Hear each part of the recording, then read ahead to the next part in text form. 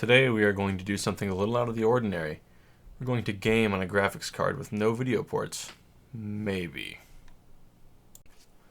Today what I've got before you is an AMD RX 470. However, it's not an ordinary RX 470. This GPU has no video ports on the I/O plate. Obviously this is a mining card, but with cryptocurrency not as crazy as it was a few years ago, these cards are all over the used market. Unfortunately, lots of these cards have the fate of ending up in e-waste recycling centers or landfills because there's not really much use for them. But I picked up this RX 470 8GB mining edition for $30 on eBay.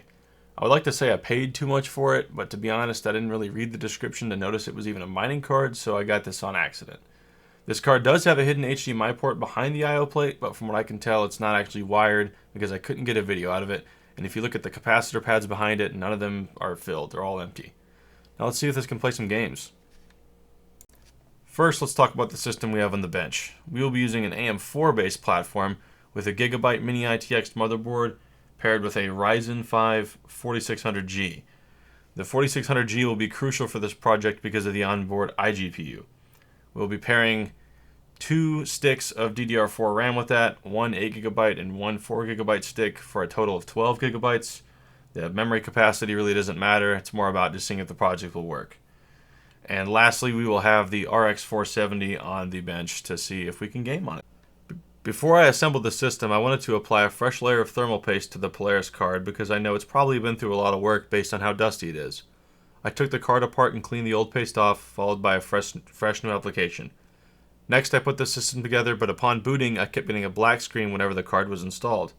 After some brief troubleshooting, I found the BIOS would only default to the iGPU if there was no video card present.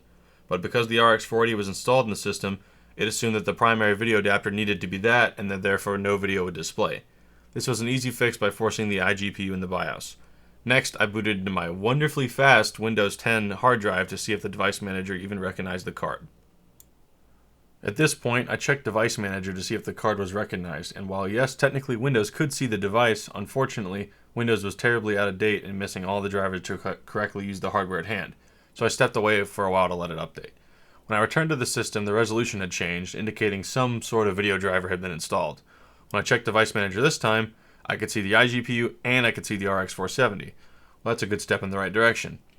After this, I installed GPU-Z to see if it could detect the card. But it unfortunately did not detect the card right, saying it lacked clock speeds and memory sizes. So after that, I tried to install some more Radeon software, but after 3 different attempts of different driver versions, all of them failed, and only the iGPU would install drivers. The next trick up my sleeve was to see if I could flash the BIOS on this card to a regular gaming card BIOS. Now I spent the better half of 2 days trying to flash different BIOSes and install drivers, and I became very frustrated with all of it. At one point, I even told myself I was done and that this project was a failure and I need to spin the video into a failed attempt. Foreshadowing. On one last idea, I scoured some online forums about gaming on mining GPUs. Most of them were referencing the RX 470s with DVI ports, which actually would display images, but not like mine with an active HDMI port. However, I did find one on the Linus Tech Tips forum where someone had a VGA BIOS for the card, the same one as mine, and claimed it would work. I downloaded this BIOS, which Tech Power Up told me was unofficial and I shouldn't download, and I wouldn't recommend you do this either, but I was able to download it and flash it to the card. Now, it was not a signed BIOS, so I had to use command prompts to force ATI flash. However, it did work, and upon rebooting the machine, GPU-Z did detect the card, and the drivers did install. And the card even showed under Task Manager, so we were good to go from that point going forward. Even after all the BIOS flashes and Windows driver installs, I still couldn't get the operating system to detect this as the high-performance GPU, so it would still not run any applications with the RX 470 as the primary graphics card. I tried installing Pro drivers, which did seem to work a little bit better, as they excluded the APU from the video list and only reported the RX 470, but everything ran at a horrific frame rate, even lower than with the iGPU, with the RX 470 also presenting no utilization.